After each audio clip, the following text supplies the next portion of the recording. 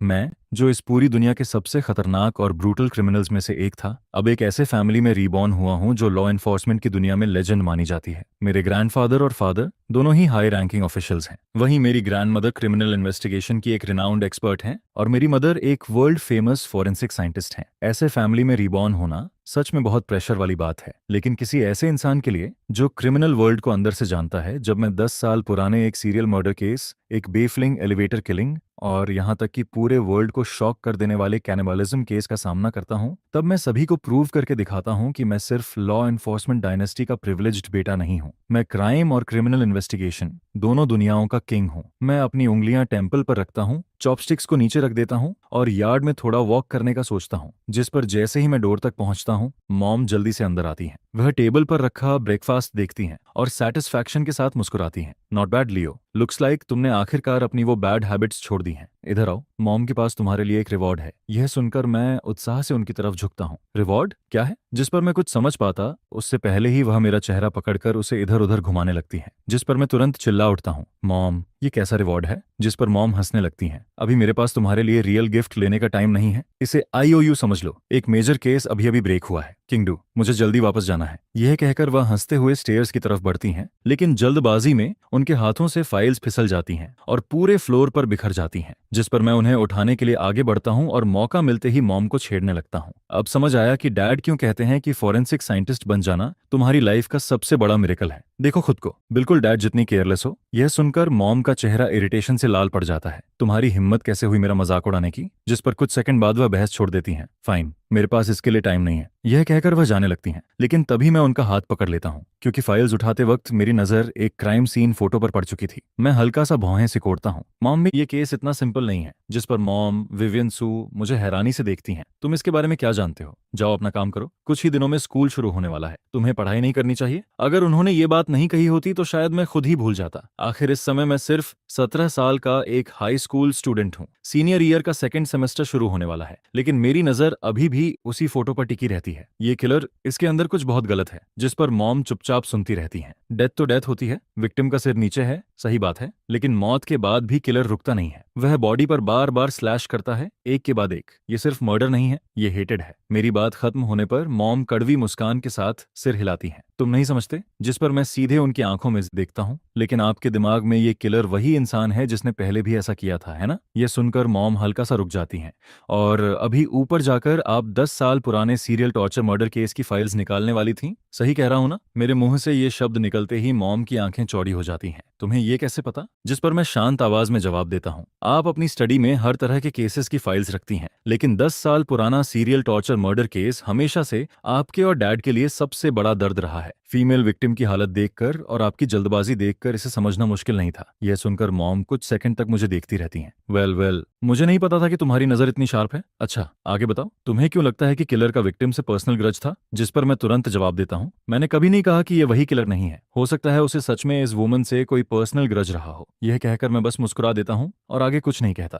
जिस पर मॉम मुझे डोर की तरफ जाते हुए देखती रहती हैं। फिर अचानक वह आगे बढ़ती हैं, मेरी रिस्ट पकड़ लेती हैं और मुस्कुराकर कहती हैं, लियो, मॉम को तुमसे एक फेवर चाहिए। मैं पीछे मुड़कर देखता हूँ। क्या मेरे साथ हॉस्पिटल चलो? मुझे एक बॉडी एग्जामिन करनी है। इसके बाद इससे पहले कि मैं कुछ समझ पाऊं, मॉम मुझे सीधे हॉस्पिटल ले आती हैं। लेकिन जैसे ही हम हॉस्पिटल के एंट्रेंस पर पहुंचते हैं, कैमरेज और माइक्रोफोन्स का एक बड़ा झुंड हमें चारों तरफ से घेर लेता है। प्रोफेसर सू आ गई हैं। प्रोफेसर सू, क्या आपको लगता है कि इस केस का किलर वही इंसान है जिसने 10 साल पहले सीरियल टॉर्चर मर्डर केस को अंजाम दिया था? प्रोफेसर सू, पूरे एक दशक बाद बिल्कुल वैसा ही केस सामने आया है। उस समय आप लीड फोरेंसिक साइंटिस्ट थीं और वो आपकी पूरी करियर का इकलौता केस था जिसमें आपको किलर के खिलाफ कोई लीड नहीं मिली थी। इस बारे में आपका क्या कहना है? जिस पर रिपोर्टर्स मॉम पर एक के बाद एक सवालों की बारिश करने लगते हैं। मॉम की भौहें सिकुड़ जाती हैं। ऑटोप्सी करना उनकी स्ट्रेंथ है, लेकिन रिपोर्टर्स को हैंडल करना बिल्कुल नहीं। और रिपोर्टर्स जो कह रहे हैं वह गलत भी नहीं है। मॉम के लगभग फ्लॉलेस करियर पर सिर्फ एक दाग है। वह उसी समय लगा था जब उनकी रेप्यूटेशन अपने पीक पर थी, और फिर भी उन्हें उस सीरियल मर्डर केस में कोई लीड नहीं मिली थी। अभी मैं साफ देख सकता हूं कि मॉम का गुस्सा धीरे धीरे बढ़ता जा रहा है। लेकिन इससे पहले कि वह कुछ रिएक्ट करती, एक हाथ उनके पीछे से आगे आता है, जिस पर मैं मॉम के सामने खड़ा हो जाता हूँ और रास्ता रोक रहे सभी लोगों को एक तरफ धकेल देता हूँ। यहाँ एक मर्डर सॉल्व करना है, स्टोरी बाद में भी लिखी जा सकती है। मैं बर्फ जैसी ठंडी नजरों से सबको देखता हूँ। केस अभी अभी ब्रेक हुआ है। आखिर तुम लोग रिपोर्ट किस चीज पर कर रहे हो? जिस पर आसपास मौजूद सभी रिपोर्टर्स चुप हो जाते हैं। क्या तुम लोगों को समझ भी है कि यहाँ बर्बाद होने वाला हर एक सेकंड किसी किलर के आजाद घूमने का दूसरा मौका बन सकता है? मैं मॉम का हाथ पकड़कर उन्हें आगे ले जाता हूँ। साइड हटो सभी लोग। मेरा चेहरा पूरी तरह कोल्ड रहता है और मैं बिना रुके मॉम को अंदर लेकर बढ़ता जाता हूँ, जिस पर रिपोर्टर्स कुछ पल के लिए वहीं जमे रह जाते हैं और फिर धीरे धीरे उन्हें समझ आता है कि अभी अभी क्या हुआ है। कोई कहता है, क्या वो लड़का प्रोफेसर का स्टूडेंट है?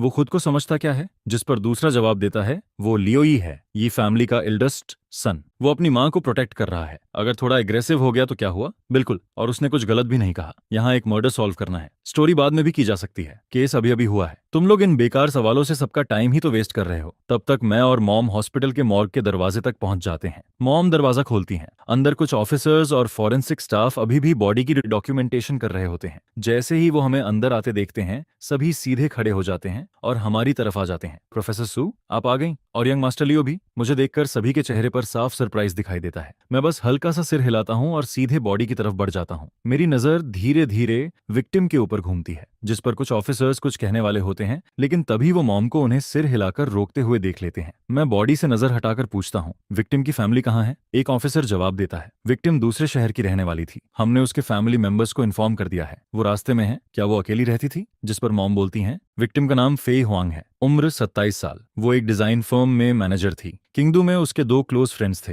वो अपने फियांसे के साथ रहती थी। सभी के अनुसार दोनों का रिलेशनशिप काफी लविंग था। मैं धीरे से कहता हूँ, समझ गया। इसके बाद मैं ग्लव्स पहन लेता हूँ, जिस पर कमरे का माहौल अचानक बदल जाता है। सभी के चेहरे पर डिसेबिलिफ साफ नजर आने लगता है। यहाँ तक कि मॉम भी पूरी तरह शॉक दिखाई देती हैं, क्योंकि वो सबसे अच्छी तरह जानती हैं कि मैंने इससे पहले कभी किसी बॉडी को एग्जामिन नहीं किया। आमतौर पर लोग डेड बॉडी को देखकर डर जाते हैं, लेकिन मुझे देखकर ऐसा लग रहा है जैसे मैं खुद ऑटोप्सी करने वाला हूँ। जिस पर मॉम के जूनियर फोरेंसिक स्टाफ में से एक जल्दी से आगे आता है और मुस्कुराकर कहता है, यंग मास्टर लियो, बॉडी का एग्जामिनेशन पहले ही हो चुका है। मैं उसकी बात को पूरी तरह इग्नोर कर देता हूँ। फिर अपने ग्लोड हैंड से बिना किसी हिचकिचाहट के स्टैब वंड के अंदर उंगलियां डाल देता हूँ, जिस पर कमरे में मौजूद सभी लोग शॉक्ड होकर मुझे देखने लगते हैं। मैं 2 उंगलियों से वंड के आसपास के फ्लैश को ध्यान से अलग करता हूँ। यह देखकर मॉम चिंता भरी आवाज में कहती हैं, लियो, खुद पर ज्यादा प्रेशर मत डालो। तुमने पहले कभी ऐसा नहीं किया, तुम्हारे शरीर का रिएक्शन खराब हो सकता है। जिस पर मैं वंड छोड़ देता हूँ और बोलता हूँ, विक्टिम की मौत सुबह 3:30 से 4 बजे के बीच हुई है। चेस्ट में लगा वंड फेटल वंड है, उसी की वजह से उसकी मौत हुई। वेपन लगभग 13 सेंटीमीटर लंबा और 2 सेंटीमीटर चौड़ा ब्लेड था। एक डैगर, लेकिन ज्यादा शार्प नहीं था। संभावना है कि उसे काफी बार यूज किया गया था, इसलिए वंड के किनारों पर फ्लैश थोड़ा फटा हुआ दिखाई दे रहा है। फेटल अटैक के बाद किलर रुकता नहीं है। वह बॉडी पर लगातार स्लैश करता है, यहाँ तक कि पैरों तक,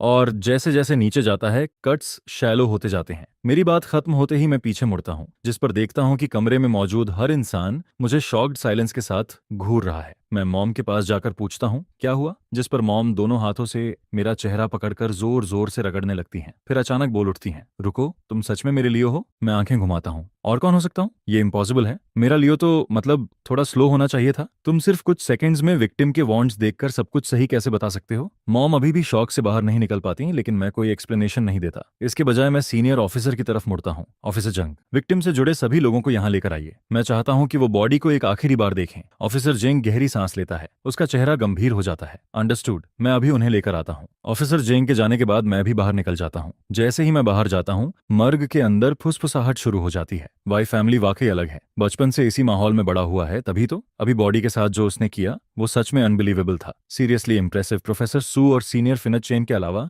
मैंने कभी किसी को सिर्फ कुछ सेकंड्स में बॉडी देखकर मर्डर वेपन, फेटल वंड ऑन टाइम ऑफ डेथ बताते नहीं देखा। प्रोफेसर सू, आपका बेटा तो जेन्युइन जीनियस है। डेड बॉडीज के सामने मुस्कुराना आम लोगों के लिए अजीब बात हो सकती है, लेकिन मॉम जैसी इंसान जो मौत के आदी हो चुकी हैं, इस समय सिर्फ गर्व फील कर रही होती हैं, क्योंकि हर माँ चाहती है कि उसका बच्चा सबसे ज्यादा चमके। जिस पर मॉम मुस्कुराते हुए सभी का धन्यवाद करती हैं। कुछ देर बाद ऑफिसर जंग विक्टिम से जुड़े सभी लोगों को लेकर वापस आ जाता है। फेई के 2 फ्रेंड्स और उसका फियांस एक साथ मॉर्ग में दाखिल होते हैं। जैसे ही उनकी नजर फेई की बॉडी पर पड़ती है, तीनों के चेहरे पर एक जैसी एक्सप्रेशन दिखाई देती है। पहले डिसबिलीफ और फिर अगले ही पल तीनों पूरी तरह टूट जाते हैं। फेई का बॉयफ्रेंड तो वहीं फ्लोर पर गिर पड़ता है। वो पूरी तरह बिखर चुका होता है। मैं मॉर्ग के बाहर खड़ा होकर तीनों को ध्यान से देखता रहता हूँ। कुछ देर बाद मैं दरवाजा खोलकर अंदर चला जाता हूँ, जिस पर मॉम धीरे से मेरे पास आती हैं और फुसफुसाकर पूछती हैं, क्या तुम्हें पूरा यकीन है कि इस किलर का 10 साल पुराने केस से कोई कनेक्शन नहीं है? मैं जवाब देता हूँ, बिल्कुल नहीं। सबसे बड़ा सस्पेक्ट अभी भी वही किलर है जो सीरियल टॉर्चर मर्डर केस में शामिल था, लेकिन विक्टिम से जुड़े सभी लोग भी सस्पेक्ट हैं। यह कहकर मैं तीनों के पास जाता हूँ और फेई के बॉयफ्रेंड की आंखों में सीधे देखता हूँ। तुम दोनों कितने समय से साथ थे?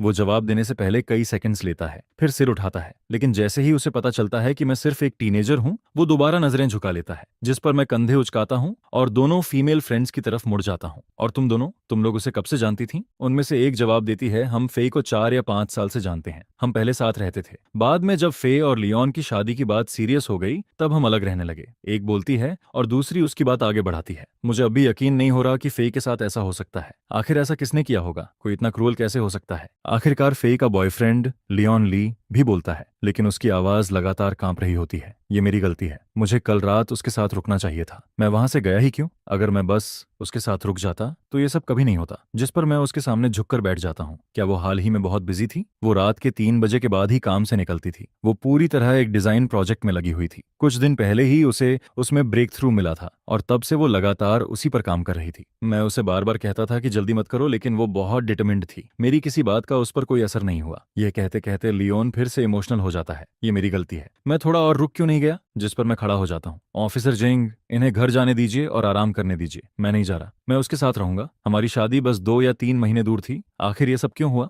लियोन की आवाज दर्द से भर जाती है और वो जोर से रो पड़ता है। कमरे में मौजूद हर ऑफिसर उसे चुपचाप देखता रहता है। यहाँ तक कि मॉम भी, जिन्होंने अपनी जिंदगी में अनगिनत मौतें देखी हैं, एक लंबी सांस छोड़ती हैं। कितनी दुखद बात है। जिस पर मैं ये सब चुपचाप देखता रहता हूँ। अपनी पिछली जिंदगी में मैंने ना जाने कितने क्राइम्स को ऑनस्ट्रेट किया था। इतने कि दुनिया की सबसे एलीट एजेंसीज मेरे पीछे पड़ गई थीं। और एक समय का क्राइम लॉर्ड होने के नाते क्रिमिनल माइंड को मुझसे बेहतर कोई नहीं समझ सकता। आंखें जो देखती हैं वो सच भी हो सकता है, और वो भी हो सकता है जो कोई तुम्हें दिखाना चाहता है। जिस पर मैं ऑफिसर्स को हल्का सा इशारा करता हूँ। वो लियोन और फेई के दोस्तों को धीरे धीरे कमरे से बाहर ले जाते हैं। इसके बाद मॉम मेरे पास आती हैं। लियो, क्या तुम्हें कुछ समझ आया है? मैं कोई जवाब नहीं देता। इसके बजाय मॉम के फाइल बैग में हाथ डालकर क्राइम सीन फोटोज निकाल लेता हूँ। फोटोज बिल्कुल क्लियर हैं और हर एंगल से ली गई हैं। मैं उन्हें एक एक करके सामने फैला देता हूँ। करीब 2 मिनट तक उन्हें ध्यान से देखता रहता हूँ, फिर बोलता हूँ, मैं पूरी सर्टेनिटी के साथ कह सकता हूँ कि इस केस का 10 साल पुराने सीरियल टॉर्चर मर्डर केस से कोई कनेक्शन नहीं है। मेरे ये शब्द सुनते ही मॉम और कमरे में मौजूद सभी ऑफिसर्स शॉक से सख्त पड़ जाते हैं। लेकिन तरीका, ब्रूटैलिटी, सब कुछ तो 10 साल पुराने केस जैसा ही है। बिल्कुल। और विक्टिम की बैक पर वर्ड्स भी कार्व किए गए हैं, I am back. Original killer भी बिल्कुल ऐसे ही मार्क्स छोड़ता था, ब्रूटल और डिलिबरेट। बस फर्क इतना है कि इस बार वर्ड्स हैं, पहले नंबर्स थे। जिस पर एक ऑफिसर समझाते हुए कहता है, 10 साल पुराने सीरियल टॉर्चर मर्डर केस में हर विक्टिम फीमेल थी और हर विक्टिम की बॉडी पर एक मार्क छोड़ा गया था। तब नंबर्स कार्व किए जाते थे, 9-1, 9-2, और 9-9 के बाद किलिंग्स अचानक बंद हो गई थीं। मैं उनकी बातें सुनता हूँ और मेरे चेहरे पर हल्की ठंडी मुस्कान आ जाती है। क्या आप लोग वाकई मानते हैं कि ब्रूटैलिटी का लेवल सेम है? जिस पर सभी मेरी तरफ देखने लगते हैं। फेई की बॉडी पर कम से कम 5 वाइटल पॉइंट्स हैं जहां ब्लेड पूरी तरह अंदर तक घुसाया गया था। लेकिन 10 साल पहले की विक्टिम्स में एक भी ऐसा वुंड नहीं था। हर स्लैश कैजुअल था, लगभग केयरलेस, और सभी वॉन्ड्स लगभग एक जैसी शैलो डेप्थ तक ही जाते थे, स्किन को मुश्किल से काटते हुए। इसका मतलब है कि ओरिजिनल किलर को ब्लेड पर एक्स्ट्रा ऑर्डिनरी कंट्रोल था और उसका प्रोफेशन लगभग निश्चित रूप से किसी ब्लेड वाले काम से जुड़ा हुआ था। एक ऑफिसर तुरंत बोल पड़ता है, अगर वॉन्ड्स की डेप्थ अलग भी है, तब भी इससे उसे सस्पेक्ट लिस्ट से बाहर नहीं किया जा सकता। मैं उसकी तरफ देखकर मुस्कुराता हूँ।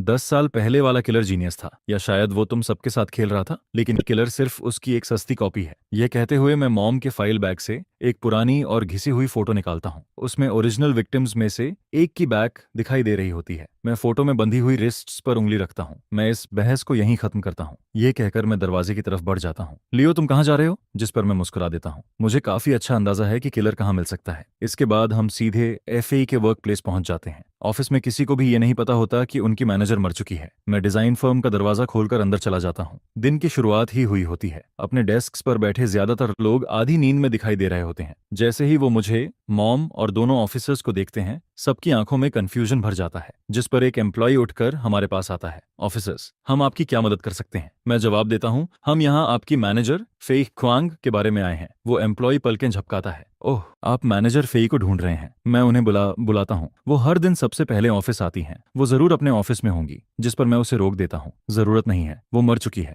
मेरे ये शब्द पूरे ऑफिस में शॉक वेव की तरह फैल जाते हैं। हर तरफ आंखें चौड़ी हो जाती हैं। क्या मैनेजर फेई मर गई? ये कैसे हो सकता है? वो तो कल बिल्कुल ठीक थी। कल रात भी वो यहीं देर तक काम कर रही थीं। उनका फियांसे भी पूरे समय उनके साथ था। अगले ही पल पूरा ऑफिस शोर से भर जाता है। सुबह की शांत हवा अचानक कियोस में बदल जाती है, जिस पर मैं कमरे में मौजूद हर चेहरे को ध्यान से देखने लगता हूँ। मेरे पीछे खड़ा एक ऑफिसर समय बर्बाद न हो इसलिए जोर से कहता है, सभी लोग शांत हो जाइए, हम इन्वेस्टिगेशन के लिए यहाँ आए हैं। क्या हाल ही में किसी ने फेई के बिहेवियर में कुछ अनयूजुअल नोटिस किया था? और क्या यहाँ उसका किसी के साथ कोई कॉन्फ्लिक्ट था? लेकिन ऑफिसर अपनी बात पूरी करता उससे पहले ही मैं बीच में बोल पड़ता हूँ, उसे छोड़िए। जो लोग हाल ही में ऑफिस नहीं आए थे वो आगे आए। मेरी बात सुनकर ऑफिसर्स और मॉम दोनों हैरान हो जाते हैं, क्योंकि मैं उन लोगों के बारे में पूछ रहा हूं जो यहाँ मौजूद नहीं थे। मॉम धीरे से कहती हैं, लियो, मामला इतना सिंपल नहीं हो सकता। किलर ने क्राइम सीन पर कोई ट्रेस नहीं छोड़ा। इसका मतलब है कि उसके पास अच्छी काउंटर फोरेंसिक स्किल्स हैं। तो वो खुद को सस्पेशन में क्यों डालेगा? मैं बिना रुके मुस्कुरा देता हूँ। बस यूं ही पूछ रहा हूँ। जिस पर 3 लोग तुरंत आगे आते हैं, एक आदमी और 2 महिलाएं। तीनों जवान हैं और तीनों के चेहरों पर शॉक और ग्रीफ साफ दिखाई दे रहा होता है। उनमें से एक महिला की आंखें तो पहले से ही लाल हो चुकी होती हैं। मैं उसके पास जाता हूँ, लेकिन मैं कुछ कहूँ उससे पहले ही वो रो पड़ती है। ये नहीं हो सकता। फेई कैसे मर सकती है? वो इतनी अच्छी इंसान थी। ये कैसे हो सकता है? उसकी आंखों से लगातार आंसू बह रहे होते हैं, जिस पर मैं पास वाली डेस्क से एक टिश्यू उठाता हूँ और उसे दे देता हूँ। तुम फेई के काफी क्लोज थी, है ना? मैं उनकी असिस्टेंट हूँ। पिछले कुछ दिनों से मेरी तबीयत खराब थी। उन्होंने ही मुझे घर जाकर आराम करने के लिए कहा था। मैं आज वापस आई हूँ क्योंकि अब थोड़ा बेहतर फील कर रही हूँ। मैंने कभी इमेजिन भी नहीं किया था कि ऐसा कुछ हो सकता है। मैं आसानी से समझ सकता हूँ कि उसकी तबीयत सच में ठीक नहीं है। वो बार बार खांस रही होती है और उसकी आवाज भी भारी लग रही होती है, जिस पर मैं हल्का सा सिर हिलाता हूँ और उससे ज्यादा सवाल किए बिना आगे बढ़ जाता हूँ। इसके बाद मैं उस जवान आदमी के पास जाता हूँ। वो गहरी सांस लेता है। मैं बिजनेस ट्रिप पर शहर से बाहर गया हुआ था, आज ही वापस आया हूँ। और तुम? मैं आखिरी महिला की तरफ मुड़ता हूँ। उसके बारे में कुछ अलग महसूस होता है। मॉम की नजरें भी लगभग लगातार उसी पर टिकी हुई हैं, क्योंकि जब फेई की मौत की खबर सुनाई गई थी तब उसके चेहरे पर भी बाकी लोगों जैसा शौक था। लेकिन उस शौक के नीचे सिर्फ एक पल के लिए कुछ और भी था, रिलीफ। वो एहसास अगले ही पल गायब हो गया था, लेकिन मॉम की नजरों से बच नहीं पाया। उनका इंस्टिंक्ट उन्हें पहले ही बता चुका था कि इस महिला का फेई के साथ कोई पुराना हिसाब जरूर है, जिस पर मैं भी उसे ध्यान से देखने लगता हूँ। वो काफी कंपोज दिखाई दे रही होती है। और तुम क्यों छुट्टी पर थी? घर पर कुछ काम था, इसलिए मैंने कुछ दिन की छुट्टी ले ली थी। कितने दिन? 1 हफ्ता। मैं ऐसा रिएक्शन देता हूँ जैसे मुझे कुछ समझ आ गया हो। पूरा 7 दिन। घर पर कोई सीरियस बात थी? नहीं, बस थक गई थी, थोड़ा ब्रेक चाहिए था। जिस पर मैं धीरे से हम कहता हूँ और दूसरी तरफ देखने लगता हूँ। 7 दिन किसी दूसरे इंसान के तरीके को समझने के लिए काफी समय, बल्कि उससे भी ज्यादा, इतना कि कोई उसकी अच्छी खासी कॉपी तैयार कर सके। मेरी ये बात सुनते ही कमरे में मौजूद कई लोगों की नजरें तुरंत उसी महिला की तरफ घूम जाती हैं, जिस पर एक डिप्टी मैनेजर बोल पड़ता है, आप आखिर कहना क्या चाहते हैं? जब फेई की बॉडी मिली थी तब उसे रस्सियों से बांधा गया था। उसका सिर नीचे था, बॉडी ऊपर की तरफ थी और उसकी बैक पर वर्ड्स लिखे हुए थे। जो भी किंगडम में काफी समय से रह रहा है उसे पता होना चाहिए कि इसका क्या मतलब है। मैं अपनी बात पूरी करता उससे पहले ही एक मिडिल एज्ड एम्प्लॉय चौड़ी आंखों से मुझे देखने लगता है। सीरियल टॉर्चर मर्डर केस, बिल्कुल 10 साल पुराना सीरियल टॉर्चर मर्डर केस। मेरी आवाज ठंडी हो जाती है। मैनेजर फेई की बॉडी जिस हालत में मिली है वो 10 साल पहले की उन 9 विक्टिम्स जैसी ही है, जिस पर वो महिला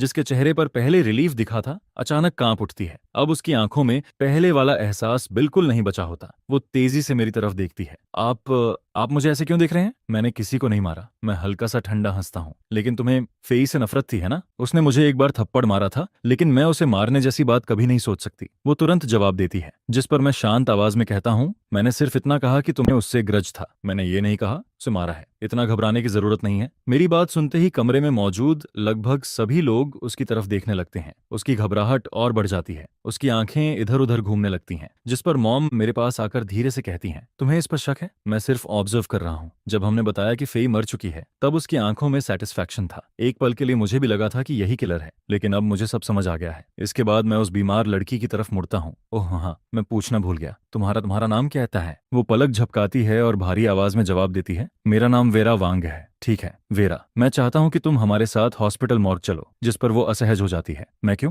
मेरा फेई से कोई झगड़ा नहीं था। मेरे चेहरे पर एक अजीब सी मुस्कान आ जाती है। मैंने ऐसा कब कहा? तुमने खुद कहा था कि तुम उसके काफी क्लोज थी, तो तुम्हें उसे आखिरी बार अलविदा कहना चाहिए। कुछ पल बाद वो सिर हिला देती है। ठीक है, मैं चलूंगी। जिस पर मैं मुस्कुरा देता हूँ और अचानक उसका हाथ पकड़ लेता हूँ। चाहे तुम बाकी लोगों को कितनी भी बेचारी क्यों न लगो, लेकिन एक बात साफ है, तुम ही किलर हो। मेरे ये शब्द सुनते ही पूरा ऑफिस एकदम शांत हो जाता है। हर इंसान की नजर मुझ पर और वेरा पर टिक जाती है। फिर अचानक किसी को होश आता है। ऑफिसर, आपसे गलती हो रही है। वेरा मैनेजर फाई को नहीं मार सकती। आपने खुद कहा था कि ये case serial torture murder case जैसा है, तो किलर वही होना चाहिए जो 10 साल पहले था। और वैसे भी वेरा के पास कोई मोटिव नहीं है। बिल्कुल, वेरा को तो कीड़ों से भी डर लगता है। और जब वो गैम्बलिंग डेट में फंस गई थी, तब मैनेजर फेई ने उसकी मदद की थी। उसका पूरा कर्ज फेई ने चुकाया था। उसके कॉलेग्स लगातार उसका बचाव करने लगते हैं, लेकिन मैं तुरंत उस इंसान की तरफ मुड़ता हूं जिसने गैम्बलिंग की बात कही थी। ये गैम्बलिंग करती थी? हाँ, ये ऑनलाइन गैम्बलिंग में फंस गई थी। इस पर काफी बड़ा कर्ज हो गया था। आखिरी बार जब उसका क्रेडिटर ऑफिस तक पहुंच गया था, तब मैनेजर फेई ने बीच में आकर मामला संभाला था। यह सुनकर मेरे अंदर एक ठंडी हंसी उठती है। मेरी नजरें बाज की तरह वेरा पर टिक जाती हैं। मुझे उम्मीद है कि ये उस इंसान को धोखा देने वाली कहानी नहीं होगी जिसने तुम्हारी मदद की थी। इसके बाद मैं आदेश देता हूँ, इसे हॉस्पिटल ले जाओ और एक दूसरी टीम को इसके घर की तलाशी लेने भेजो। मेरी बात सुनते ही वेरा के चेहरे का रंग उड़ जाता है। मैं तो सिर्फ श्रद्धांजलि देने जा रही थी। आपको किस हक से मुझे किलर कहने का अधिकार मिला? 10 साल पहले भी आप लोग किलर को नहीं पकड़ पाए थे,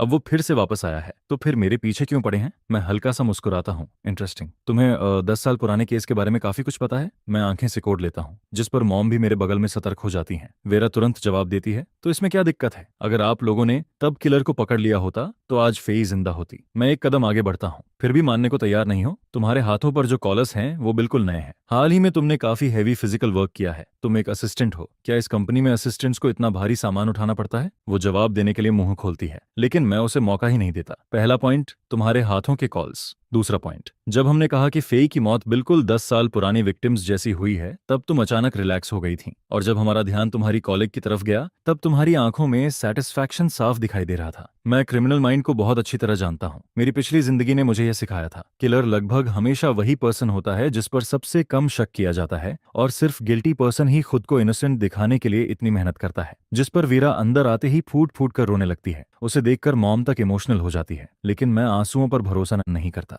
इमोशन लोगों के जजमेंट को क्लाउड करने का सबसे भरोसेमंद तरीका होता है। जिस पर वेरा के होंठ कांपने लगते हैं। वह कहती है, मुझे नहीं पता तुमने क्या देखा है, लेकिन तुम गलत हो। मैं अपने होंठों के कोने को हल्का सा खींचता हूँ और अपने एक को लेग की तरफ मुड़ता हूँ। लियोन ली को कॉल करो, उससे पूछो कि क्या वेरा हाल ही में फे से पैसे उधार लेने की कोशिश कर रही थी। जिस पर कॉल कनेक्ट हो जाता है। लियोन की आवाज काफी थकी हुई लगती है। हाँ, उसने करीब 2 हफ्ते पहले पूछा था। इसके बाद भी वह कई बार वापस आई थी, लेकिन फे हर बार मना कर देती थी। फे ने तो उसे यह तक कह दिया था कि अगर वह गैम्बलिंग नहीं छोड़ती तो उसे नौकरी से निकालना पड़ेगा। मैं शांत तरीके से उसका धन्यवाद करता हूँ, जिस पर लियोन की आवाज अचानक गंभीर हो जाती है। क्या तुम्हें वेरा पर शक है? मुझे तो लगा था किलर वही है जो 10 साल पहले था। मैं जवाब देता हूँ, हमने कभी इसकी पुष्टि नहीं की थी। हमने सिर्फ इतना कहा था कि दोनों केसेस एक जैसे हैं। इसके बाद मैं अपनी नजर वेरा पर टिकाता हूँ और धीरे धीरे एक एक शब्द बोलता हूँ। क्या मैं सही समझ रहा हूँ कि तुम्हें बार बार पैसे देने से मना किया गया था, और तुम्हें पता था कि फे तुम्हें नौकरी से निकालने वाली थी, और उसी नफरत ने तुम्हें उसे मारने के लिए मजबूर किया? जिस पर वेरा की आंखें बड़ी हो जाती हैं। उसके होंठ कांपने लगते हैं। कुछ सेकंड बीत जाते हैं, फिर वह मजबूरी में बोलती है, हाँ, मैं फे से नफरत करती थी,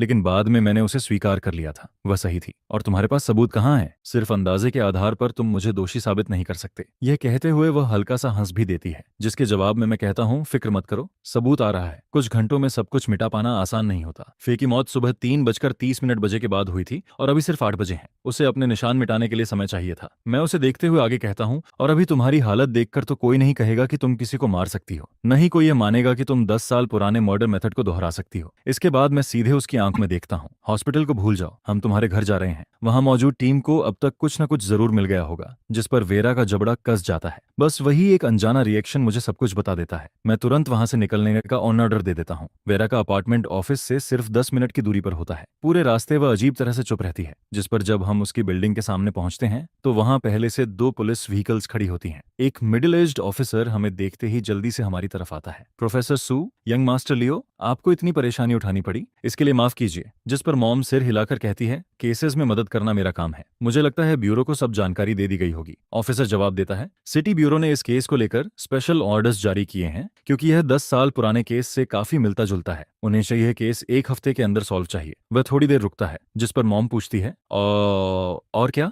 ऑफिसर कहता है, मेयर जंग ने आज सुबह मीटिंग की थी। उन्होंने साफ कहा है कि अगर ऐसा एक और मर्डर हुआ तो सिटी ब्यूरो का हर डिपार्टमेंट जिम्मेदार माना जाएगा। यह सुनकर मॉम ठंडी मुस्कान देती है। हमें 1 हफ्ता नहीं लगेगा, यह केस आज ही सॉल्व होगा। जिस पर वहां मौजूद सभी लोग हैरान होकर उसे देखने लगते हैं। मॉम आगे कहती है, और सही कहूं तो 1 घंटे के अंदर। इसके बाद मैं वेरा की तरफ मुड़ता हूं। क्या मैं सही कह रहा हूं मिस वांग? लेकिन जवाब में सिर्फ खामोशी मिलती है। तभी ऊपर से एक ऑफिसर नीचे आता है। रिपोर्ट, सस्पेक्ट के अपार्टमेंट में कोई सस्पिशियस चीज नहीं मिली, कोई वेपन नहीं, यहाँ तक कि किचन नाइफ भी नहीं। जिस पर वेरा के चेहरे पर आखिरकार हल्की मुस्कान आ जाती है। वह कहती है, ऑफिसर्स, अब तो आप लोग मुझ पर विश्वास करते हैं ना, है ना? मैं आराम से जवाब देता हूँ, जल्दी मत करो, चलो ऊपर चलते हैं। फिर मैं कैजुअली पूछता हूँ, वैसे क्या यहाँ पानी मिलेगा? इतनी बातें करके मुझे प्यास लग गई है। जिस पर मॉम अपनी मुस्कान छिपाने की कोशिश करती है। ये फैमिली कभी किसी सस्पेक्ट के सामने पीछे नहीं हटती। वेरा धीरे से कहती है, हाँ। इसके बाद वह हमें ऊपर ले जाती है। अपार्टमेंट के अंदर ऑफिसर्स पहले से सर्च कर रहे होते हैं, लेकिन जगह अब भी पूरी तरह साफ सुथरी दिखती है। जिस पर मेरी नजर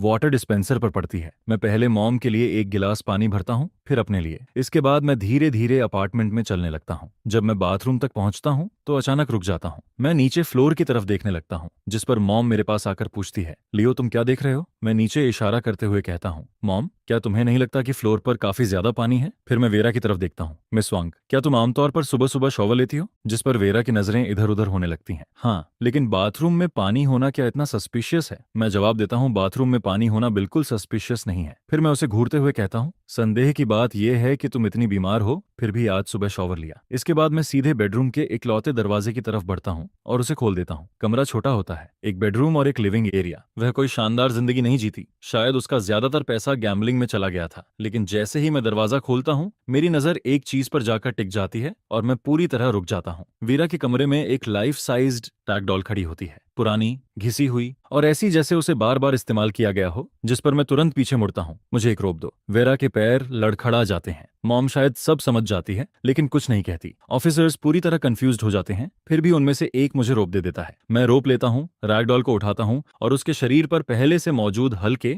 लेकिन साफ निशानों के ऊपर रोप लपेटना शुरू कर देता हूँ। जिस पर वेरा का चेहरा कागज की तरह सफेद पड़ जाता है और जैसे ही मैं रैगडॉल के दोनों हाथ उसकी पीठ के पीछे बांधता हूँ, वहां मौजूद कोई व्यक्ति हैरानी से बोल उठता है, ये कैसे हो सकता है? जिसके जवाब में मैं शांत आवाज में कहता हूँ, क्यों नहीं हो सकता? मेरे हाथ रुकते नहीं है और धीरे धीरे रैगडॉल उसी पोजीशन में आने लगती है जिस पोजीशन में फे की बॉडी मिली थी। मैं अभी पूरा भी नहीं करता कि वेरा अचानक हिस्टेरिकल चीख मार देती है, रुको, रुक जाओ, इसे बांधना बंद करो। इसके बाद वह जमीन पर गिर जाती है और सिर झुकाकर रोने लगती है। मैं उसके सामने झुककर बैठता हूँ और शांत नजरों से उसे देखता हूँ। कुछ और कहना है? जिस पर वह अपना चेहरा उठाती है। उसके चेहरे का सारा रंग गायब हो चुका होता है। वह कांपती आवाज में कहती है, तुम सिर्फ एक नजर में कैसे समझ गए कि रैगडॉल पर निशान थे और तुम्हें कैसे पता चला कि उसे उसी तरह बांधना है? यह सुनकर मॉम के चेहरे पर सब समझ जाने वाली मुस्कान फैल जाती है। केस क्रैक हो चुका था। मैं वहीं झुककर बैठा रहता हूँ और बिना किसी जल्दबाजी के कहता हूँ, बहुत आसान है। फे ने उस कंपनी में सिर्फ तुम्हारी ही मदद नहीं की थी। जब मैंने उसकी मौत की खबर सुनाई तो बाकी सभी लोग पहले शॉक हुए थे, लेकिन तुम सीधे रोने लगी थी। जिस पर वह कमजोर आवाज में पूछती है, क्या यह नॉर्मल नहीं है? मैं सिर हिलाकर कहता हूँ, नहीं, क्योंकि तुम्हारे चेहरे पर जरा भी सरप्राइज नहीं था।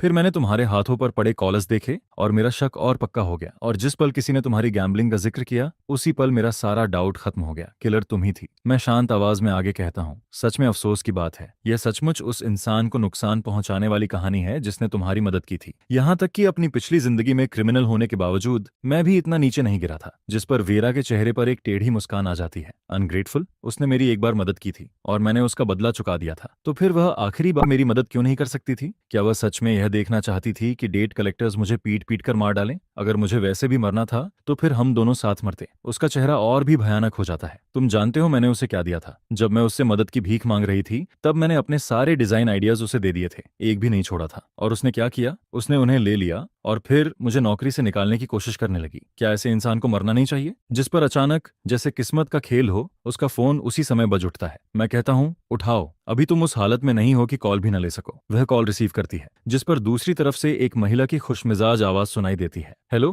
क्या मैं स्टारलाइट डिजाइन की मिस वेरा वॉन्ग से बात कर रही हूँ? हम Radiance cup design competition review committee से कॉल कर रहे हैं। आपकी सबमिशन सभी रिक्वायरमेंट्स पर खरी उतरी है। कृपया 3 दिनों के अंदर कंपटीशन वेन्यू पर पहुंच जाइए ताकि आप फाइनलिस्ट में जगह बनाने के लिए हिस्सा ले सकें। यह सुनते ही वेरा पूरी तरह जड़ हो जाती है, जिस पर मैं और मॉम भी उतने ही हैरान रह जाते हैं। हेलो मिस वांग, क्या आप हमारी आवाज सुन पा रही हैं? हेलो। लेकिन वेरा का पूरा शरीर कांपने लगता है। वह एक शब्द भी नहीं बोल पाती। उसकी आंखों से अचानक आंसू बहने लगते हैं। फिर वह टूटी हुई आवाज में चीख पड़ती है, तुमने मुझे पहले क्यों नहीं बताया? क्यों? मैं धीरे से खड़ा होता हूँ और सपाट आवाज में कहता हूँ, मेरे हिसाब से तुम्हें वही मिल रहा है जिसकी तुम हकदार हो। लेकिन अगर कभी तुम प्रिजन से बाहर निकल पाओ तो कोशिश करना कि अपनी गलती सुधार सको। जिस पर मॉम ऑफिसर्स को हैंडकफ्स लगाने का इशारा करती है। जब वेरा को उठाकर खड़ा किया जाता है तो वह धीरे से बड़बड़ाती है, मैं सच में बहुत अनग्रेटफुल थी, है ना? फिर वह मेरी तरफ देखकर पूछती है, लियो, क्या तुम्हें शुरू से सब पता था? मैं जवाब देता हूँ, रैगडॉल, तुम्हें उसे हटाने का समय ही नहीं मिला था। सही कह रहा हूँ ना कप्पा? हूं ना? और तुम्हारी बीमारी? मर्डर के बाद तुमने खुद ठंडा पानी डाला और पूरी रात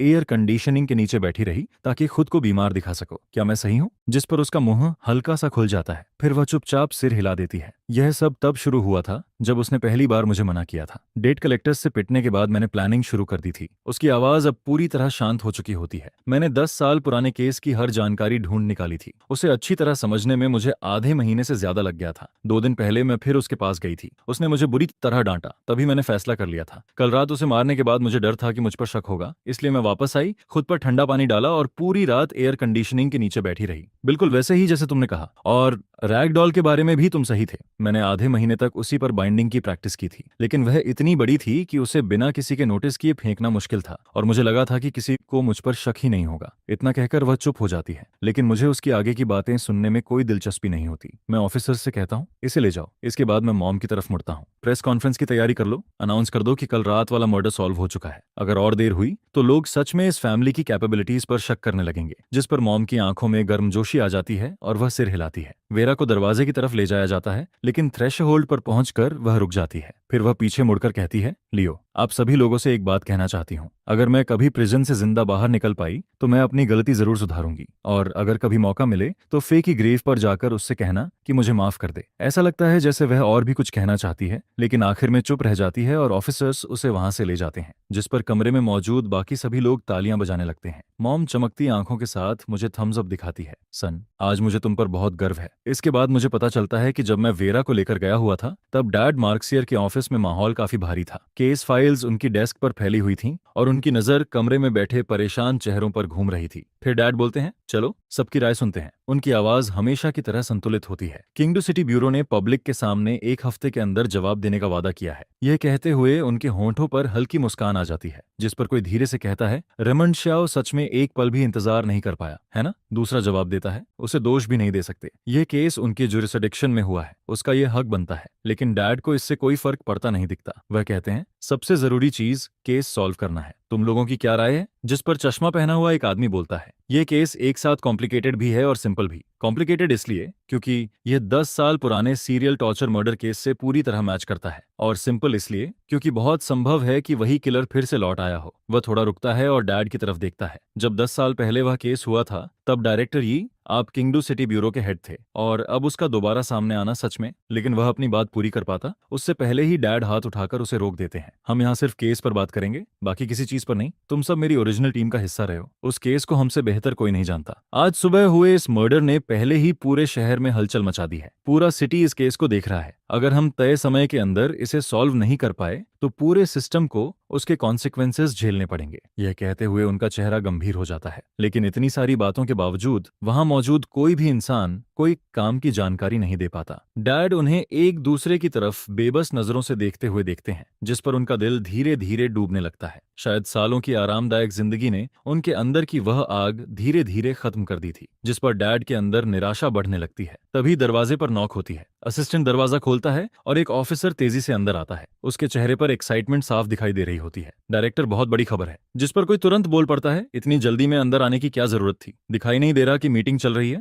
ऑफिसर थोड़ा घबरा जाता है। सॉरी, मैं एक्साइटेड हो गया था। अभी अभी खबर मिली है कि कल रात वाला मर्डर सॉल्व हो गया है। यह सुनते ही पूरे ऑफिस में सन्नाटा छा जाता है। 2 से 3 सेकंड बीत जाते हैं। फिर सभी लोग एक साथ अपनी जगह से खड़े हो जाते हैं। तुम मजाक तो नहीं कर रहे? 10 साल पहले वाला किलर मिल गया? आखिरकार उस मॉन्स्टर का अंत हो गया। जिस पर डैड के चेहरे पर भी हैरानी फैल जाती है। लेकिन ऑफिसर का एक्सप्रेशन अचानक बदल जाता है। यह देखकर डैड पूछते हैं, क्या हुआ? कोई प्रॉब्लम है? ऑफिसर धीरे से कहता है, सर, किलर 10 साल पहले वाला नहीं है। जिस पर सब एक साथ बोल पड़ते हैं, क्या मतलब? बाइंडिंग मेथड वही था, बॉडी की कंडीशन भी वही थी, पीठ पर ब्लड मार्किंग्स भी बिल्कुल वैसे ही थे। सब कुछ उसी पुराने केस की तरफ इशारा कर रहा था। हम उस बाइंडिंग टेक्निक को किसी से ज्यादा जानते हैं। उस जैसी चीज पहले कभी नहीं देखी गई थी। यह गलत नहीं हो सकता। जिस पर डैड भी पूरी तरह कंफ्यूज्ड हो जाते हैं। तभी बाहर से एक आवाज सुनाई देती है। उस आवाज में गर्व साफ झलक रहा होता है। जैसा मैंने सोचा था, तुम सब लोग उसी मेथड से धोखा खा गए, बिल्कुल मेरी तरह। जब बाकी सभी लोग गलत दिशा में सोच रहे थे, तब सिर्फ एक इंसान ने सही चीज देखी। मार्कस, ये फैमिली ने सच में कमाल का बेटा पैदा किया है।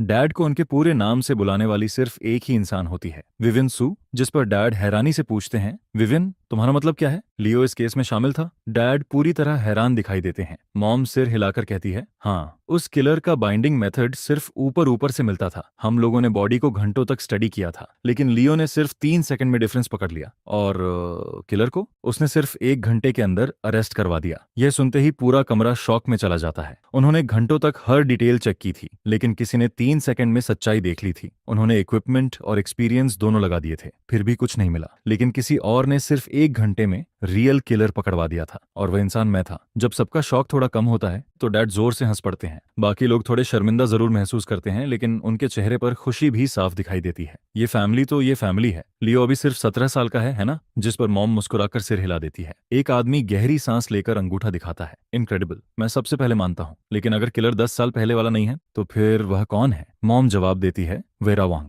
फेकी असिस्टेंट। एक ऐसी लड़की जो बिल्कुल आम दिखाई देती थी। यह सुनकर कमरे में एक बार फिर हलचल मच जाती है। पूरी सुबह में किसी ने भी फेकी कॉलिग्स पर शक नहीं किया था। कभी कभी केस के सबसे करीब मौजूद लोग ही सबसे आखिरी में सच्चाई देख पाते हैं। जिस पर डैड तुरंत फैसला लेते हैं, रेमंड शियाओ को तुरंत इन्फॉर्म करो, प्रेस कॉन्फ्रेंस रखो और केस की डिटेल्स पब्लिक को बताओ। फिर वह मॉम की तरफ देखते हैं, विवियन, लियो को भी वहां पर्सनल तौर पर मौजूद रहने दो। ये कहते समय उनकी आवाज गर्व से भरी होती है, लेकिन मॉम हंस पड़ती है। वह सिर हिलाकर कहती है, मार्कस, ये इस बारे में मेरे बेटे का अपना प्लान है। 1 हफ्ते की डेडलाइन में अभी काफी समय बाकी है, और 10 साल पहले इस फैमिली ने जो रेपुटेशन खोई थी, वह उसे वापस लेना चाहता है। ये सुनते ही डैड गहरी सांस लेते हैं। उनकी आवाज में अविश्वास साफ सुनाई देता है। तुम कहना चाहती हो कि लियो 10 साल पहले वाले किलर को ढूंढना चाहता है? इसके बाद मैं घर वापस आता हूँ और सीधे स्टडी रूम में चला जाता हूँ। आंटी वांग मुझे नीचे खाना खाने के लिए बुलाती है। मैं छोटा सा जवाब देता हूँ और कहता हूँ कि मुझे डिस्टर्ब न किया जाए। फिर मैं 10 साल पुराने केस की फाइल्स निकालता हूँ। फाइल्स काफी मोटी होती हैं, लेकिन मैं एक एक पेज पढ़ना शुरू कर देता हूँ। 16 सितंबर 2007 सुबह 6 बजे कावांग डिस्ट्रिक्ट के फंग्योंग पार्क में एक महिला की बॉडी मिलती है। लीना ली, उम्र 23 साल, सिर नीचे और शरीर ऊपर की तरफ उठा हुआ। मौत की वजह स्कल पर गंभीर चोट। 18 सितंबर 2007 आरोंग डिस्ट्रिक्ट की चिंगवांग रोड के ग्रीन बेल्ट एरिया में सोफिया हुआंग, मौत दम घुटने से हुई थी। 29 सितंबर 2007 कांगवांग ब्रिज के नीचे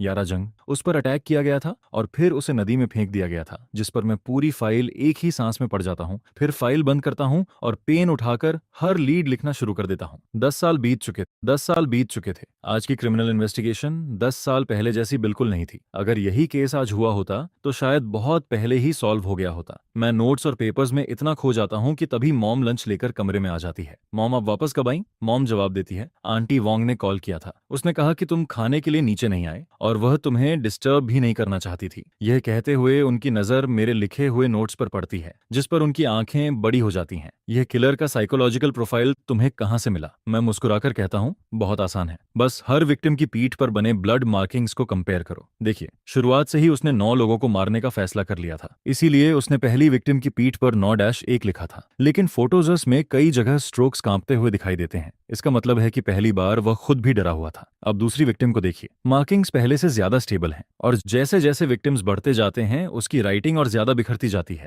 मॉम ध्यान से सुनती रहती है, जिस पर मैं आगे कहता हूँ, क्यों? क्योंकि जब वह 9वीं विक्टिम तक पहुंचता है और फिर भी पकड़ा नहीं जाता, तब उसे लगने लगता है कि उसे कोई छू नहीं सकता। उसे लगता है कि लॉ उसके लिए कोई मायने नहीं रखता। शुरुआत का डर, फिर आदत और आखिर में घमंड। लॉ एनफोर्समेंट सिस्टम के प्रति खुली अवहेलना।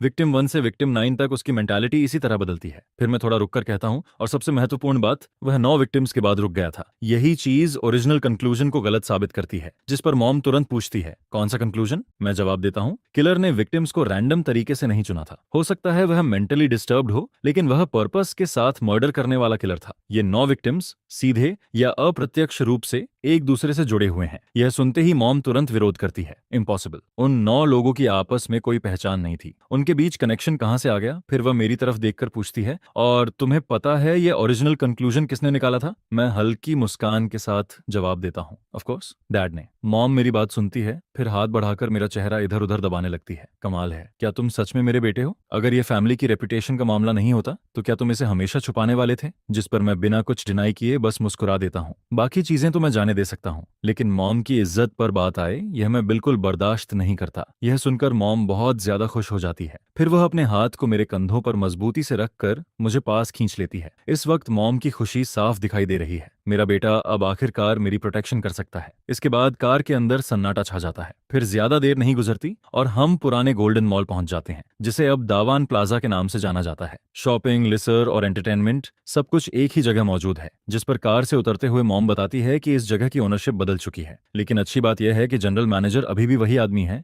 जो गोल्डन मॉल के समय भी यहाँ काम करता था, मैनेजर ली। उसे शायद कुछ पता हो। इसके बाद हम सीधे उसके ऑफिस की तरफ बढ़ते हैं। दरवाजा खुलता है, जिस पर मैनेजर ली मुस्कुराते हुए हमारा स्वागत करता है। प्रोफेसर सू, यंग मास्टर लियो, यह तो मेरे लिए सम्मान की बात है। हमारे बैठने के बाद वह हमें काफी क्यूरियोसिटी के साथ देखने लगता है। आप दोनों का खुद मेरे पास आना, मैं सच में खुद को सम्मानित महसूस कर रहा हूँ। आप खुलकर बात कीजिए, जो भी मुझे पता होगा मैं सब बता दूंगा। जिस पर मॉम बिना समय बर्बाद किए सीधे मुद्दे पर आती है। हम एक बात पूछना चाहते हैं, 10 साल पहले 16 सितंबर से पहले क्या गोल्डन मॉल में कोई बड़ी घटना हुई थी? यह सुनकर मैनेजर ली पलकें झपकाता है, फिर हल्की सी सूखी हंसी हंस देता है। Golden mall? वह तो बहुत पुरानी बात है। इतना समय गुजर चुका है कि मुझे सच में कुछ याद नहीं। उसकी बात सुनकर मैं उसकी आंखों को गौर से देखता हूँ और मेरे अंदर एक ठंडी मुस्कान उभरने लगती है। तो मैनेजर ली कह रहा है कि उसे कुछ याद नहीं और उस साल गोल्डन मॉल में कोई बड़ी घटना नहीं हुई थी, जिस पर मेरी मुस्कान और ठंडी हो जाती है। अच्छा, तो फिर ठीक है। कानून के अधिकारियों के तौर पर हम आपसे औपचारिक सहयोग की मांग करते हैं। उस साल गोल्डन मॉल में हुई हर महत्वपूर्ण घटना की पूरी रिपोर्ट तैयार कीजिए। कल सुबह 9 बजे तक वह डायरेक्टर की डेस्क पर होनी चाहिए। हर छोटी से छोटी डिटेल शामिल होनी चाहिए, एक भी चीज छूटनी नहीं चाहिए। यह सुनकर मैनेजर ली हमें घूरने लगता है। यंग मास्टर लियो, आपका मतलब क्या है? जिस पर मैं जवाब देता हूँ, हर डिटेल पूरी तरह डॉक्यूमेंट होनी चाहिए। मैनेजर ली, आपकी आंखें बता रही हैं कि आपको कुछ याद आ चुका है, आप बस ये नहीं जानते कि उसे कैसे बताया जाए। फिर मैं अपनी जगह से खड़ा हो जाता हूँ। चूंकि बात ऐसी है तो हम इसी तरह आगे बढ़ेंगे। कल सुबह 9 बजे मुझे उम्मीद है कि डायरेक्टर यही आपकी रिपोर्ट पढ़ रहा होगा। यह कहकर मैं मॉम की तरफ देखता हूँ और हम दोनों बाहर निकलने के लिए मुड़ जाते हैं। हम लगभग दरवाजे तक पहुंच चुके होते हैं, तभी मैनेजर ली घबरा जाता है। प्रोफेसर सू, यंग मास्टर लियो, कृपया इतनी जल्दी मत जाइए। ये बहुत पुरानी बात है, मुझे सोचने के लिए थोड़ा समय चाहिए। वह हमें नाराज करने से डर रहा है, लेकिन उससे भी ज्यादा वह यही फैमिली के खिलाफ जाने से डरता है, क्योंकि अगर यही फैमिली ने परेशानी खड़ी करने का फैसला कर लिया तो इस मॉल की ओपनिंग से लेकर क्लोजिंग तक हर दिन जांच हो सकती है। मॉम पूरी तरह नहीं समझ पाती कि मैंने अचानक अपना रवैया क्यों बदल लिया। ऊपर से देखें तो मैनेजर ली की बात बिल्कुल सही लगती है। आखिर कोई इतनी पुरानी बात आसानी से कैसे याद रख सकता है? लेकिन मैं जो भी कर रहा हूँ, मॉम बिना सवाल किए मेरा साथ देती है, जिस पर मैं रुक जाता हूँ और वापस उसकी तरफ मुड़ता हूँ। मैनेजर ली, मैं अपनी बात साफ कर चुका हूँ। हम यहाँ 10 साल पुराने सीरियल मर्डर केस के बारे में आए हैं। अगर आप कोई जानकारी छुपा रहे हैं और बाद में हमें इसका पता चलता है तो आपको कानूनी रूप से जिम्मेदार ठहराया जाएगा। यह कहकर मैं दोबारा बाहर जाने के लिए मुड़ता हूँ, जिस पर मैनेजर ली का जबड़ा कस जाता है। ठीक है, मैं बता देता हूँ। 10 साल पहले 16 सितंबर से पहले गोल्डन मॉल में सच में एक बड़ी घटना हुई थी और उसका संबंध मुझसे है। यह सुनकर मैं तुरंत पलट जाता हूँ। क्या हुआ था और उसका आपसे क्या संबंध है? जिस पर मैनेजर ली जवाब देता है, 10 सितंबर को गोल्डन मॉल में एक एस्केलेटर एक्सीडेंट हुआ था। पीड़ित मेरा बेटा था। इतना कहते ही वह रुक जाता है। उसकी आंखें तुरंत लाल हो जाती हैं। उसके चेहरे पर ऐसा दर्द उभर आता है जिसे छुपाना नामुमकिन है। यह सुनकर मैं और मॉम दोनों चुप रह जाते हैं। 10 सितंबर, पहले मर्डर से ठीक 6 दिन पहले, मतलब गोल्डन मॉल में सच में एक ट्रेजेडी हुई थी, एक एस्केलेटर एक्सीडेंट जिसने एक बच्चे की जान ले ली। जिस पर मैं फिर पूछता हूँ, क्या हुआ था? मैनेजर ली पुरानी यादों में डूब जाता है और उसकी आवाज खाली सी लगने लगती है। वह वीकेंड था, मेरी पत्नी व्यस्त थी, इसलिए मैं अपने बेटे को अपने साथ मॉल लेकर आया था। मैंने नहीं सोचा था कि मेरी नजर हटते ही वह एस्केलेटर पर खेलने के लिए भाग जाएगा, और मैंने यह भी नहीं सोचा था कि ठीक उसी समय एस्केलेटर खराब हो जाएगा। फिर वह उसमें खिंच गया और बुरी तरह कुचल दिया गया। यह कहते हुए उसकी आवाज कांपने लगती है। क्या आपको पता है क्या हुआ था, यंग मास्टर लियो? उसकी खोपड़ी चकनाचूर हो गई थी।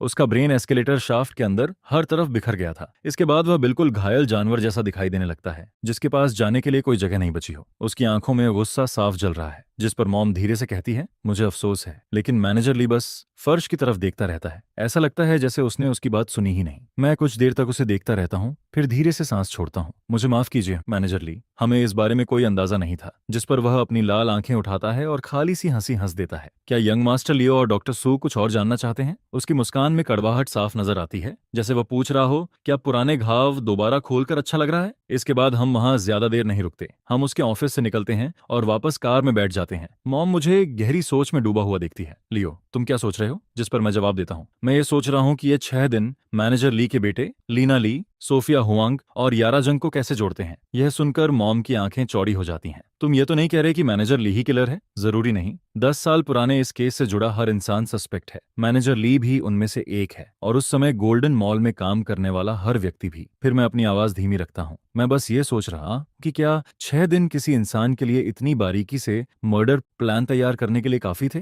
मैं पहले सभी को सस्पेक्ट लिस्ट में रखना पसंद करता हूँ, फिर उन्हें एक एक करके बाहर करता हूँ। आखिर में जो बचता है वही किलर होता है। ओरिजिनल केस फाइल्स में थ्योरीज की कोई कमी नहीं थी, लेकिन किसी ने भी गोल्डन मॉल की तरफ ध्यान नहीं दिया, और यही शायद वह नया एंगल है जिसकी हमें जरूरत है। हो सकता है यही सही एंगल भी हो। मॉम, पता लगाइए कि गोल्डन मॉल का कौन सा सीनियर स्टाफ अभी भी किंगडू में है। खासकर ये पता लगाइए कि एस्केलेटर एक्सीडेंट के दौरान वहां कौन मौजूद था। क्या लीना ली वहां थी? क्या सोफिया हुआंग वहां थी? और अगर उस दिन की कोई फुटेज मिल जाए तो उससे बेहतर कुछ नहीं होगा। शायद हमें पुलिस स्टेशन भी जाना पड़ेगा। मुझे लगता है उस समय फुटेज मौजूद थी, बस ये नहीं पता कि वह अभी तक संभाल कर रखी गई है या नहीं। जिस पर मॉम तुरंत कहती है, फिर हम किस बात का इंतजार कर रहे हैं? चलो अभी चलते हैं। इसके बाद ड्राइवर गाड़ी की स्पीड बढ़ा देता है, लेकिन मॉम थोड़ी परेशान दिखाई देती है। क्या हम सच में पुलिस स्टेशन जा रहे हैं? वह रेमंड जियाओ का एरिया है। क्या तुम्हें उसे अलर्ट कर देने की चिंता नहीं है? रेमंड जियाओ अकेले यही फैमिली का मुकाबला नहीं कर सकता, लेकिन उसके पीछे खड़ा फैमिली अलग बात है। उनका स्टेटस हमारे बराबर है, और दोनों फैमिलीज सालों से एक दूसरे के रास्ते में रुकावट डालती आ रही हैं। मैं उसकी चिंता समझता हूँ, लेकिन फिर भी कॉन्फिडेंस के साथ मुस्कुरा देता हूँ। मॉम, ये मत भूलिए कि हम 10 साल पुराने सीरियल टॉर्चर मर्डर केस की इन्वेस्टिगेशन के लिए जा रहे हैं। रेमंड जियाओ को यह तक नहीं पता कि हमने एफए के रियल किलर को पकड़ लिया है, तो अभी वहां जाने में क्या दिक्कत है? यह सुनकर मॉम पलकें झपकाती है, फिर खुद पर हंस पड़ती है। इसके बाद हमारी कार जल्दी ही स्टेशन के बाहर पहुंच जाती है। अंदर काफी ऑफिसर्स मॉम को पहचानते हैं। वे खड़े होकर उनका स्वागत करते हैं, जिस पर यह खबर स्वाभाविक रूप से रेमंड जियाओ तक भी पहुंच जाती है। फिर वह आराम से चलता हुआ आता है, चेहरे पर पूरी मुस्कान लिए हुए। अरे वाह, प्रोफेसर सू और लियो, आप दोनों यहाँ कैसे? जिस पर वो बिना समय गंवाए सुबह वाले मर्डर केस की जानकारी निकालने की कोशिश करता है। तभी मॉम बोलती है, हम 10 साल पुराने सीरियल टॉर्चर मर्डर केस की डिटेल्ड फाइल्स देखना चाहते हैं। डायरेक्टर जियाओ, स्टेशन में वे रिकॉर्ड्स अभी भी मौजूद होने चाहिए। बिल्कुल, स्टेशन ने जितने भी केसेस संभाले हैं, चाहे बड़े हों या छोटे, सब फाइल और आर्काइव किए गए हैं। हालांकि 10 साल पुराना केस निकालना आसान नहीं होगा, लेकिन आप रिकॉर्ड्स रूम में जाकर देख सकते हैं। और जहां तक आप दोनों की बात है, पूरा किंगडू स्टेशन आपकी मदद करने की कोशिश करेगा। यह कहते हुए वह ऐसे हाथ हिलाता है जैसे यहाँ का पूरा कंट्रोल उसी के पास हो। लेकिन ये कौन सा जमाना है? Digital age. रिकॉर्ड्स रूम अभी भी मौजूद है, लेकिन ज्यादातर फाइल्स डिजिटाइज करके कंप्यूटर्स में परमानेंटली स्टोर की जा चुकी हैं। फिजिकल फाइल्स खंगालने में तो बहुत समय लग सकता है। यह सुनकर मॉम का चेहरा सख्त हो जाता है। डायरेक्टर जियाओ, क्या हम डिजिटल रिकॉर्ड्स एक्सेस नहीं कर सकते? मुझे बहुत अफसोस है, आज पूरा कंप्यूटर सिस्टम अपग्रेड हो रहा है, फिलहाल अनअवेलेबल है। अगर आप इंतजार करना चाहें तो कर सकते हैं। मॉम कुछ कहने ही वाली होती है, लेकिन उससे पहले मैं मुस्कुराते हुए बोल पड़ता हूँ, कोई जरूरत नहीं, हम खुद रिकॉर्ड्स रूम में सर्च कर लेंगे। जिस पर रेमंड जिया हल्की मुस्कान देता है। यंग मास्टर लियो, प्रोफेसर सू के पास रिकॉर्ड्स एक्सेस करने की क्लियरेंस है, लेकिन आपके पास नहीं। आप सही कह रहे हैं कि है। मैं लॉ एनफोर्समेंट सिस्टम का हिस्सा नहीं हूँ, मेरे पास क्लासिफाइड फाइल्स देखने की क्लियरेंस नहीं है, लेकिन ये कोई प्रॉब्लम नहीं है। फिर मैं हल्के से मुस्कुराता हूँ। डायरेक्टर जिया, आपकी इन्फॉर्मेशन थोड़ी पुरानी है। पहले मैं सिस्टम का हिस्सा नहीं था, लेकिन ठीक 1 सेकंड पहले मुझे इस केस का स्पेशल इन्वेस्टिगेटर ऑफिशियली अपॉइंट किया गया है। अगर भरोसा नहीं है तो डायरेक्टर यही को कॉल कर लीजिए। मैं कुछ मिनट पहले की बात नहीं कर रहा, कुछ घंटे पहले की भी नहीं, ठीक 1 सेकंड पहले। यह सुनते ही रेमंड जिया का चेहरा तुरंत बदल जाता है। कोई प्रोफेसर सू और यंग मास्टर लियो को रिकॉर्ड्स रूम तक छोड़ आए। आप दोनों जितना समय चाहें वहां बिता सकते हैं। मॉम इस जगह को अच्छी तरह जानती है। कभी ये डैड की ऑफिस बिल्डिंग हुआ करती थी, इसलिए वह एस्कॉर्ट को मना कर देती है और खुद रिकॉर्ड्स रूम की तरफ बढ़ जाती है। अंदर पहुंचने पर 2 उम्रदराज ऑफिसर्स हमारा स्वागत करते हैं, जिस पर मैं सीधे सवाल करता हूं, 10 साल पुराने सीरियल टॉर्चर मर्डर केस की फाइल्स किस शेल्फ पर हैं? दोनों ऑफिसर्स एक दूसरे की तरफ देखते हैं, फिर माफी भरी मुस्कान देते हैं। हर साल यहाँ बहुत सारी फाइल्स आती हैं। उस खास केस के बारे में हमें सच में याद नहीं है। फिर 10 साल पुरानी फाइल्स कहाँ रखी गई हैं? शेल्फ C12 पर, लेकिन वहाँ 1000 से ज्यादा फोल्डर्स रखे हुए हैं। आप शुरुआत कहाँ से करेंगे? जिस पर मैं कोई जवाब नहीं देता। मैं सीधे शेल्फ C12 की तरफ बढ़ता हूँ और मंथ के हिसाब से सर्च करना शुरू कर देता हूँ। सही सेक्शन ढूंढना मुश्किल नहीं है, असली चुनौती तो सैकड़ों फोल्डर्स में से जरूरी डिटेल्स निकालना है। इसके बाद मैं और मॉम स्टेप लैडर पर खड़े होकर फाइल्स देखने लगते हैं। कुछ देर बाद मॉम धीरे से बोलती है, मिल गई। फाइल्स का ढेर देखकर मॉम अपनी आंखें घुमाए बिना नहीं रह पाती। उस समय यह केस बहुत लंबे समय तक चला था। अब समझ आता है कि इतनी पेपर वर्क क्यों है। हमें सिर्फ विटनेस इंटरव्यू रिकॉर्ड्स चाहिए, बाकी सब समय की बर्बादी है। मैं उसे याद दिलाता हूँ, लेकिन खुद विटनेस फाइल्स उठाने की बजाय शेल्फ को स्कैन करता रहता हूँ, जिस पर मॉम चुपचाप पेजेस पलटती रहती है और पब्लिक विटनेस स्टेटमेंट्स पर ध्यान देती है, खासकर उन लोगों पर जिन्होंने इन्वेस्टिगेशन में मदद की थी। धीरे धीरे समय गुजरता रहता है। फिर कुछ देर बाद मेरे चेहरे पर एक अजीब सी मुस्कान उभर आती है। मॉम, उन केस फाइल्स क्या जैक्सन शियाओ नाम का कोई आदमी स्टेटमेंट देता है? यह सुनकर मॉम तुरंत पेजेस पलटने लगती है। हाँ, लेकिन तुम्हें यह कैसे पता? जिस पर मैं अपने हाथ में पकड़ी फाइल उठाता हूँ और पूरे यकीन के साथ मुस्कुराता हूँ। 10 साल पुराने सीरियल टॉर्चर मर्डर केस का समाधान होगा या नहीं, यह पूरी तरह जैक्सन शियाओ पर डिपेंड करता है। जैक्सन शियाओ, यह नाम न मॉम ने पहले सुना है और न मैंने, लेकिन जैसे ही उसका नाम फाइल्स में दिखाई देता है, मॉम की यादें उसे 10 साल पीछे ले जाने लगती हैं। उस समय यह केस पूरे शहर को हिला देता है। लीड फॉरेंसिक साइंटिस्ट होने की वजह से मॉम इस केस के हर डेवलपमेंट पर उतना ही ध्यान देती थी जितना पुलिस ऑफिसर्स देते थे। उसे धुंधला सा याद आता है कि जब जैक्सन शियाओ ने अपना स्टेटमेंट दिया था तब वह भी वहां मौजूद थी। धीरे धीरे वह याद और साफ होने लगती है, जिस पर मॉम फाइल नीचे रख देती है। जैक्सन शियाओ, अगर मुझे सही याद है तो वह गोल्डन मॉल का हेड ऑफ सिक्योरिटी था। बिल्कुल सही। मैं अपने हाथ वाली फाइल उसकी तरफ बढ़ा देता हूँ। यह देखकर उसकी आंखें तेज हो जाती हैं। यह एस्केलेटर एक्सीडेंट की फाइल है, जिस पर मैं सिर हिलाता हूँ। उसी दिन की रिकॉर्ड्स, जिस दिन मैनेजर ली के बेटे की मौत हुई थी। और पता है मुझे और क्या मिला? क्या? मुझे बताओ। यहाँ कई विटनेस स्टेटमेंट्स हैं और उनमें से एक स्टेटमेंट यारा जंग की मदर का भी है। मैं उस स्टेटमेंट को चुपचाप पढ़ने लगता हूँ। उस दिन मैनेजर ली का बच्चा एस्केलेटर पर खेल रहा था। मैंने उसे कई बार आवाज लगाई। उसने साफ साफ मेरी बात सुनी, लेकिन हर बार उसे नजरअंदाज कर दिया। तभी मेरे सुपरवाइजर ने मुझे बुलाया, जिस पर मैं अपनी जगह पर वापस जाने के लिए मुड़ गया। लेकिन जैसे ही मैं पीछे मुड़ा, एस्केलेटर में खराबी आ गई और वह बच्चा उसके अंदर खिंच गया, उसका सिर। इसके बाद इन्वेस्टिगेटर पूछता है, आपने इमरजेंसी स्टॉप क्यों नहीं दबाया? जिस पर वह जवाब देती है, मैं शॉक में थी। मेरे आसपास मौजूद हर इंसान शॉक में था। हम में से कोई भी ठीक से सोच नहीं पा रहा था। ये यारा जंग के उस समय के स्टेटमेंट्स थे और ये हमें ठीक ठीक बताते हैं कि उस दिन क्या हुआ था। मैनेजर ली का बच्चा सभी वार्निंग्स को नजरअंदाज करता रहा और एस्केलेटर पर खेलता रहा। आसपास के लोग उसके पिता की पोजीशन की वजह से हिचकिचा रहे थे। वे कुछ कहना भी चाहते थे और चुप भी नहीं रह सकते थे, लेकिन किसी ने भी यह इमेजिन नहीं किया था कि ठीक उसी समय एस्केलेटर खराब हो जाएगा। फिर वह बच्चे को पैरों की तरफ से अंदर खींच लेता है। अगर किसी ने समय रहते इमरजेंसी स्टॉप दबा दिया होता तो ज्यादा से ज्यादा उसका एक हाथ या पैर जाता, उसकी जान नहीं जाती। जिस पर मेरा दिमाग अलग अलग पॉसिबिलिटीज के बारे में सोचने लगता है। लेकिन जब एक खास थ्योरी धीरे धीरे आकार लेने लगती है तो मैं उसे अपने तक ही रखता हूँ। इसके बजाय मैं एक दूसरी बात पूछता हूँ, रुको, यहाँ सीन की कोई फुटेज क्यों नहीं है? यह सुनकर मॉम के चेहरे का भाव बदल जाता है। सीरियल टॉर्चर मर्डर केस के ज्यादातर क्राइम सीन्स ऐसी जगहों पर थे जहां सर्विलांस नहीं था। उस समय हालात आज जैसे नहीं थे। विक्टिम्स के जिंदा होने की बस कुछ बिखरी हुई फुटेज ही मौजूद थी। मैं सिर हिलाता हूँ। मेरा मतलब है, एक बड़े शॉपिंग मॉल में एस्केलेटर एक्सीडेंट हुआ जिसमें एक बच्चे की मौत हो गई, फिर उसकी एक भी फुटेज कैसे नहीं है? जिस पर मॉम भी हैरान दिखाई देती है। यह सही नहीं हो सकता। फाइल के अनुसार उस समय इन्वेस्टिगेटर्स ने फुटेज देखी थी, लेकिन उसे कभी आर्काइव नहीं किया गया। यह सुनकर मैं फाइल वापस शेल्फ पर रख देता हूँ और मॉम का हाथ पकड़ लेता हूँ।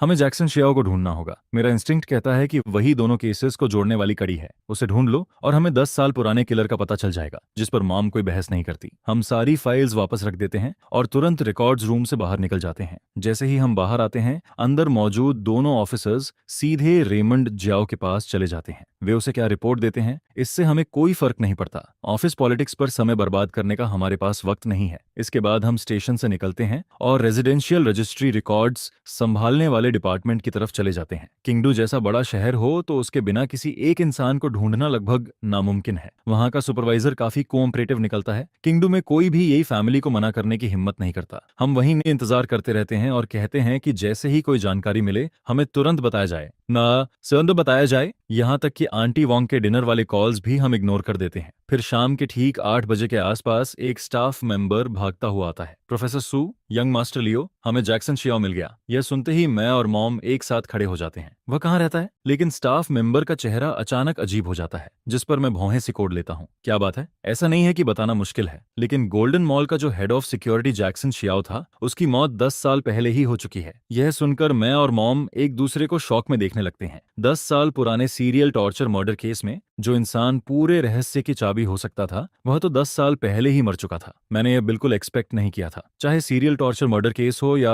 मैनेजर ली के बेटे वाला एस्केलेटर एक्सीडेंट, जैक्सन श्याओ हमेशा दोनों घटनाओं के बीच का ब्रिज लगता था। उसने दोनों केसेस में स्टेटमेंट्स दिए थे जिस पर मैं एक भी सेकंड बर्बाद नहीं करता। मैं स्टाफ से तुरंत उसके पूरे रिकॉर्ड्स निकलवाने को कहता हूँ। रिकॉर्ड्स से कंफर्म करते हैं कि यही वही आदमी है जिसे मैं ढूंढ रहा था। लेकिन उसी साल 4 अक्टूबर को उसकी मौत एक कार एक्सीडेंट में हो गई थी। जिस ड्राइवर ने एक्सीडेंट किया था वह कुछ महीनों बाद पकड़ लिया गया, लेकिन ज्यादा समय नहीं बीता और वह प्रिजन में कैंसर की वजह से मर गया। मैं पूरी फाइल पढ़ता हूं और मेरी आंखें सिकुड़ जाती हैं। यह एक कॉन्ट्रैक्ट किलिंग थी। 20 साल से ज्यादा फॉरेंसिक साइंटिस्ट रहने की वजह से मॉम भी वही बात समझ जाती है। उसकी मौत एक्सीडेंट नहीं थी। यारा जेंग जो गोल्डन मॉल में सेल्स क्लर्क थी, उसकी मौत 29 सितंबर को हुई थी और जैक्सन शियाओ की मौत 4 अक्टूबर को हुई। दोनों की मौतों के बीच सिर्फ 5 दिन का फर्क था। और जिस ड्राइवर ने जैक्सन शियाओ को टक्कर मारी उसे पहले से टर्मिनल कैंसर था, जिस पर शक न करना लगभग नामुमकिन था। ऐसा लग रहा था कि 10 साल पुराने सीरियल मर्डर्स में सिर्फ 9 विक्टिम्स नहीं थे। मॉम धीरे से बोलती है 10, जिस पर मैं माउस छोड़ देता हूँ। बाहर अंधेरा हो चुका है। फिलहाल केस को यहीं छोड़ते हैं और घर चलकर डिनर करते हैं। मॉम अपनी घड़ी की तरफ देखती है, फिर माथे पर हाथ मार लेती है। सही कहा,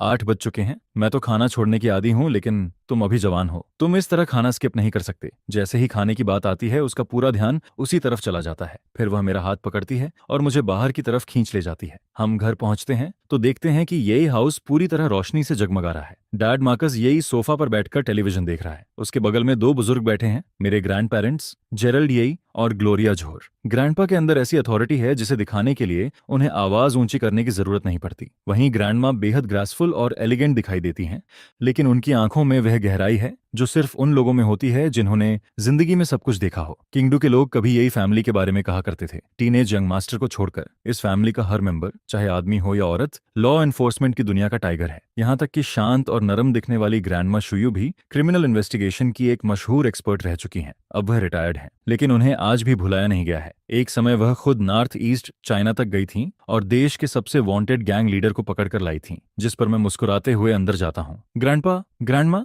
आप लोग वापस कैसे आ गए? ग्रैंडमा को हमेशा से मुझसे खास लगाव रहा है। जैसे ही वह अपने पोते को देखती हैं, खुशी से तुरंत खड़ी हो जाती हैं, मेरे दोनों हाथ पकड़ लेती हैं, फिर बाहर के अंधेरे आसमान की तरफ देखती हैं। अगले ही पल उनकी आंखें तेज हो जाती हैं। फिर वह डैड की तरफ मुड़ती हैं। क्या तुम लोगों ने खाना खा लिया? डैड उलझन में पड़ जाता है। मॉम, क्या हम अभी थोड़ी देर पहले साथ में खाना नहीं खाकर उठे हैं? यह सुनकर ग्रैंडमा नाराज हो जाती हैं। तुम लोग आराम से बैठकर खाना कैसे खा सकते थे? तुम्हारा बेटा पूरे दिन बाहर तुम्हारे लिए भाग दौड़ करता फिर रहा है और तुम घर पर आराम से भरपेट खाना खा रहे हो। क्या ऐसे कोई पिता होते हैं? यह सुनकर डैड का चेहरा ऐसा बन जाता है जैसे उसने कुछ खट्टा खा लिया हो। वह कहना चाहता है आप भी तो उतना ही खाकर आई हैं, लेकिन उसकी हिम्मत नहीं होती, जिस पर वह बस बार बार माफी मांगता रहता है। ग्रैंडमा नाराज होकर आवाज लगाती हैं, एनी वांग, 2-4 डिशेज और बना दो। मैं अपने प्यारे पोते और शानदार बहू को भूखा नहीं रहने दूंगी। यह सुनकर मैं और मॉम दोनों थोड़ा एम्बेरेस्ड फील करते हैं। डिनर के बाद ग्रैंडपा अपना चश्मा उतारते हैं और पूछते हैं, लियो, मैंने सुना है कि आज तुम पूरे दिन अपनी मॉम के साथ केस पर काम कर रहे थे। हाँ, काफी अच्छी प्रोग्रेस हुई है। यह सुनते ही डैड तुरंत आगे झुक जाता है। ओह,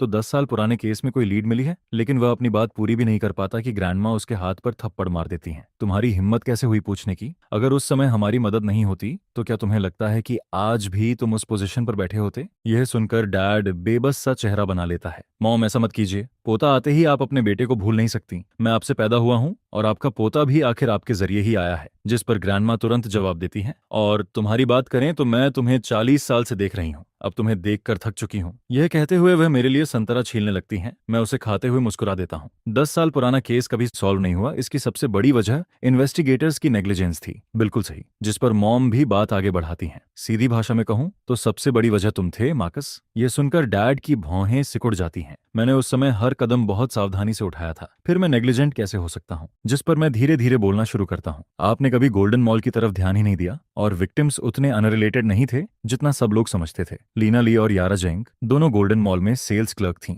यारा की मौत के कुछ समय बाद head of security Jackson Xiao भी एक सस्पिशियस रोड एक्सीडेंट में मारा गया, और इन सबसे पहले मैनेजर ली का बेटा एस्केलेटर एक्सीडेंट में मर चुका था। सबसे महत्वपूर्ण जगह गोल्डन मॉल पूरी इन्वेस्टिगेशन में नजरअंदाज कर दी गई, और इसी वजह से रियल किलर 10 साल तक खुला घूमता रहा और इसी वजह से हमारी फैमिली भी 10 साल तक इस आरोप का बोझ उठाती रही। यह सुनकर डैड का चेहरा पूरी तरह बदल जाता है। वह कुछ नहीं कहता, बस मुझे देखता रहता है, जिस पर ग्रैंडपा और ग्रैंडमा भी मुझे देखने लगते हैं, लेकिन दोनों का अंदाज अलग होता है। ग्रैंडमा एक पेन उठाती हैं और जल्दी जल्दी कागज पर चीजें जोड़ना शुरू कर देती हैं। कुछ ही देर बाद वह एक नाम लिखती हैं, मैनेजर ली। अगर मैं गलत नहीं हूं तो वही प्राइम सस्पेक्ट है। यह कहकर ग्रैंडमा पेन नीचे रख देती हैं। मैं कागज की तरफ देखता हूं और थम्स अप कर देता हूं। ग्रैंडमा में अभी भी वही बात है, लेकिन ग्रैंडमा मुस्कुराती नहीं है। उनका चेहरा गंभीर बना रहता है। मान लो हम मैनेजर ली पर शक करते भी हैं तो सबूत कहाँ है? 10 साल गुजर चुके हैं। बहुत संभव है कि सब कुछ नष्ट किया जा चुका हो। नहीं, जिस पर मेरे चेहरे पर हल्की मुस्कान आ जाती है। जैक्सन शियाओ या यारा जंग,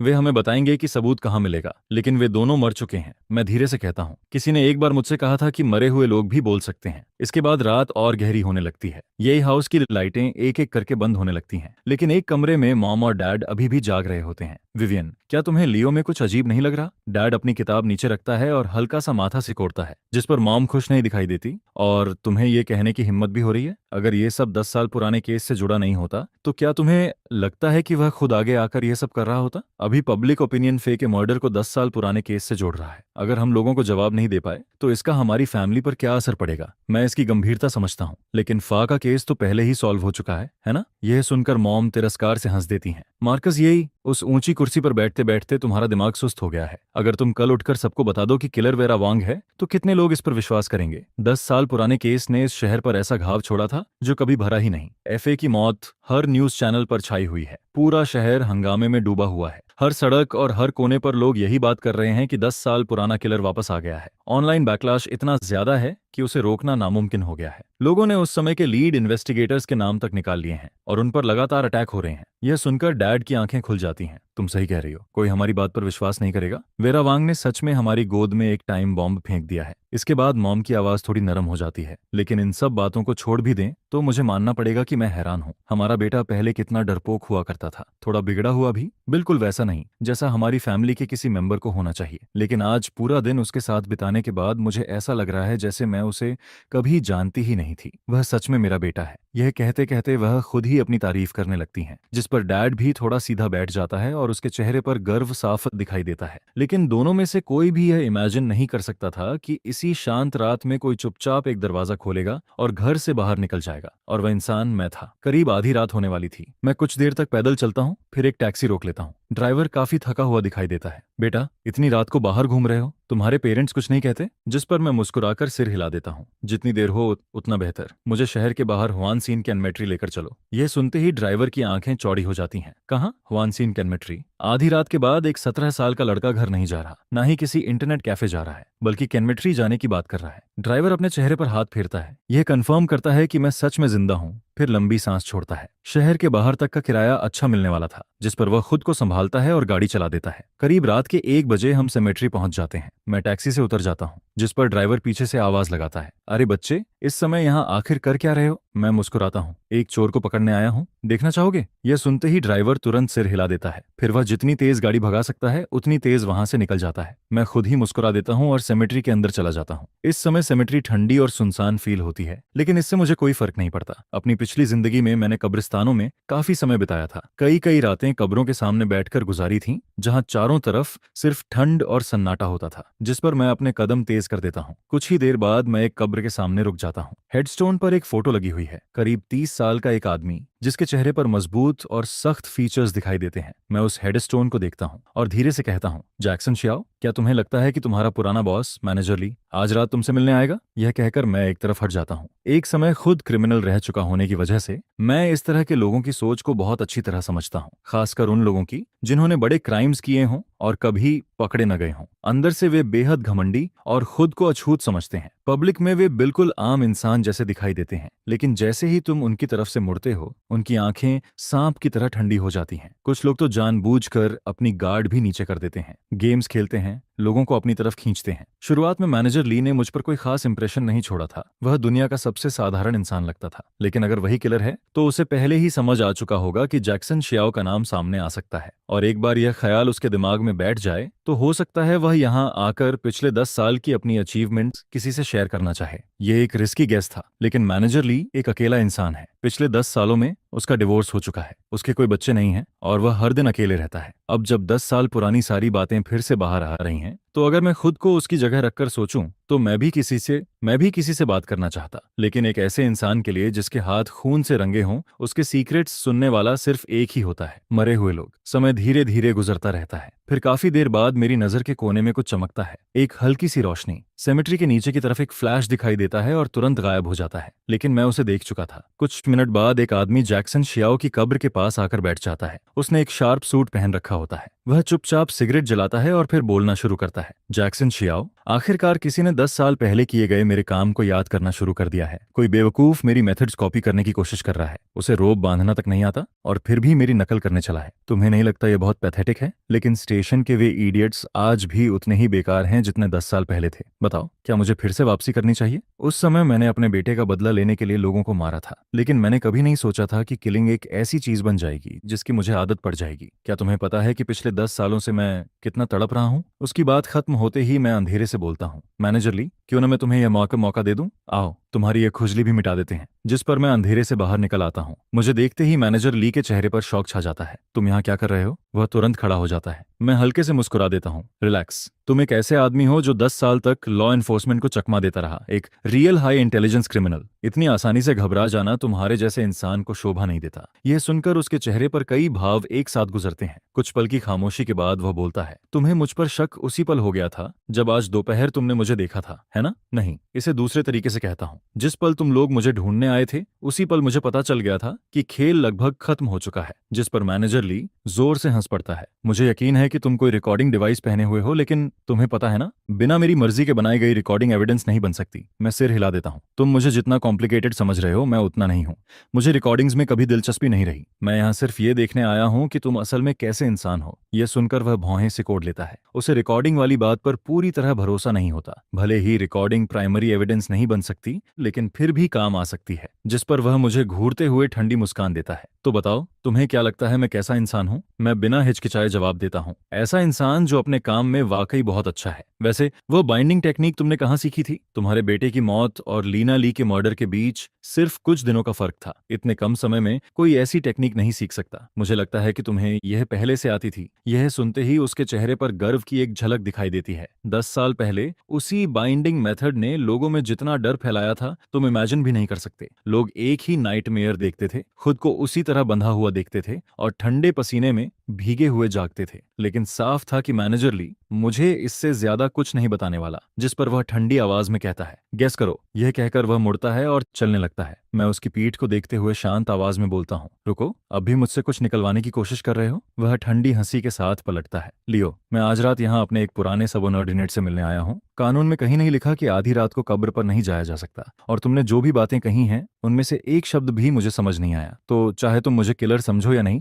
बिना एविडेंस के मैं सिर्फ मैनेजर ली हूँ, दवान प्लाजा का जनरल मैनेजर। यह कहकर वह फिर से हंसता है और बिना पीछे देखे आगे बढ़ जाता है। जिस पर मैं धीरे से सांस छोड़ता हूँ। इतना घमंडी, खुद ही मुसीबत बुला रहा है। मेरे मुंह से यह शब्द निकलते ही मैं उसके बाल पकड़ लेता हूँ। ये महसूस करते ही वह शौक में जम जाता है। उसके दिमाग में शायद यही चल रहा था कि अगर मेरी फैमिली का बैकग्राउंड न होता तो वह मुझसे बात तक नहीं करता। एक 17 साल का लड़का, चाहे कितना भी टैलेंटेड क्यों ना हो, आखिर दुनिया न देख पाने वाला बच्चा ही तो है। लेकिन उसने यह नहीं सोचा था कि मेरी पकड़ इतनी मजबूत होगी। जिस पल मैं उसे पकड़ता हूँ, वह हिल तक नहीं पाता। लियो, आखिर तुम कर क्या रहे हो? तुम एक बड़ी फैमिली के बेटे हो। मुझे यह मत कहना कि तुम कानून तोड़ने के लिए तैयार हो। मुझे छोड़ दो। मैनेजर ली कानून को बहुत अच्छी तरह जानता था। उसने सालों तक कानून की पढ़ाई की थी, हर लूप होल पर नजर रखी थी और उस दिन की तैयारी की थी जब शायद वह पकड़ा जाए। लेकिन उसने एक बात नजरअंदाज कर दी। मैं ऐसा इंसान हूँ जिसके गले में कोई लीश नहीं है और जिसे किसी बात की हिचकिचाहट नहीं होती। जिस पर मैं हल्की हंसी के साथ कहता हूँ, अगर मैं तुम्हें यहीं खत्म भी कर दूं तो मेरा क्या बिगाड़ लेगा कोई? ये कहते हुए मेरा पैर उसकी बाईं टांग पर पड़ता है। किंगडम में शायद कोई ऐसा इंसान हो जो मुझे जवाबदेह ठहरा सके, लेकिन वह इंसान तुम बिल्कुल नहीं हो, मैनेजर ली। ऊपर से ऐसा लगता है जैसे मैं ज्यादा ताकत भी नहीं लगा रहा, लेकिन अगले ही पल एक तेज क्रैक की आवाज गूंजती है, जिस पर वह दर्द से चीख उठता है। फिर मैं उसके सामने झुककर बैठ जाता हूँ, आंखें सिकोड़ते हुए मुस्कुराता हूँ। तुम्हें मुझे कुछ बताने की जरूरत नहीं है, मुझे पहले से सब पता है। लीना ली, यारा जंक, सोफिया होंग,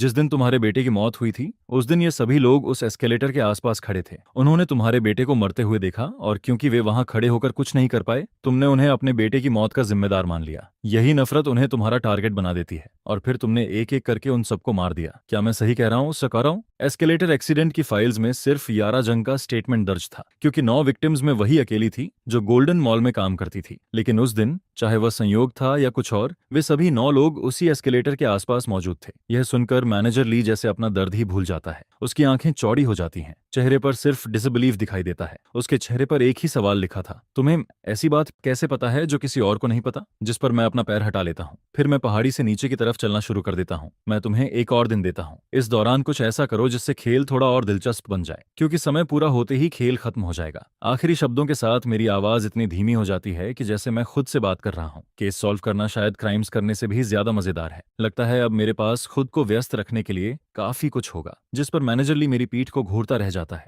वह पूरी तरह जड़ हो चुका था। शायद उसके दिमाग में यही चल रहा था, क्या लियो के लिए किसी हाई इंटेलिजेंस क्रिमिनल के साथ दिमागी खेल खेलना सिर्फ एक गेम है? 1 घंटे से ज्यादा समय बाद मैं वापस यही हाउस पहुंचता हूँ। पूरा घर अभी भी सो रहा होता है। किसी को यह तक पता नहीं चलता कि मैं कभी बाहर गया भी था। जब मैं दोबारा आंखें खोलता हूँ तब बाहर पूरी तरह सुबह हो चुकी होती है। मॉम मुझे ब्रेकफास्ट के लिए बुला रही होती है। मैं फ्रेश होकर खाना खाता हूँ। इसके बाद ग्रैंडपा मिलिट्री एकेडमी के लिए निकल जाते हैं। ग्रैंडमा अपने ऑफिस चली जाती हैं। मॉम और डैड भी जल्दी जल्दी घर से निकल जाते हैं। मैं पौधों को पानी देता हूँ, फिर खुद भी घर से बाहर निकल पड़ता हूँ। मैंने मैनेजर ली को 24 घंटे दिए थे और इन्हीं 24 घंटों के अंदर मैं वह एविडेंस ढूंढ निकालूंगा जिसकी मुझे जरूरत है। फिर उसे जेल के पीछे पहुंचा दूंगा। उसके साथ चाहे जो भी हुआ हो, उसे अपने दुख के साथ 9 और लोगों को दफनाने का कोई हक नहीं था। वह इसका हकदार नहीं है और मैं किसी एक इंसान को इस फैमिली के नाम को नुकसान नहीं पहुंचाने दूंगा। घर से जैक्सन शियाओ के एड्रेस तक पहुंचने में करीब आधा घंटा लग जाता है। मैं उसके घर के दरवाजे तक जाता हूं और नॉक करता हूं, जिस पर करीब 60 साल की एक झुकी हुई बुजुर्ग महिला दरवाजा खोलती है। बेटा, किसे ढूंढ रहे हो? मैम, मैं स्टेशन से हूँ। यह कहते हुए मैं अपना क्रेडेंशियल्स कार्ड निकालता हूँ। मैंने रेमंड जियाओ से कहा था कि मैं किसी भी समय टेम्परेरी इन्वेस्टिगेटर बन सकता हूँ और किसी भी कॉम्प्लिकेशन से बचने के लिए मैंने डैड से सच में उसका इंतजाम भी करवा लिया था। कृपया इसे देख लीजिए। मैं यहाँ कुछ सवाल पूछने आया हूँ। वह पढ़ी लिखी थी। उन्होंने कार्ड पर नजर डाली और बोली,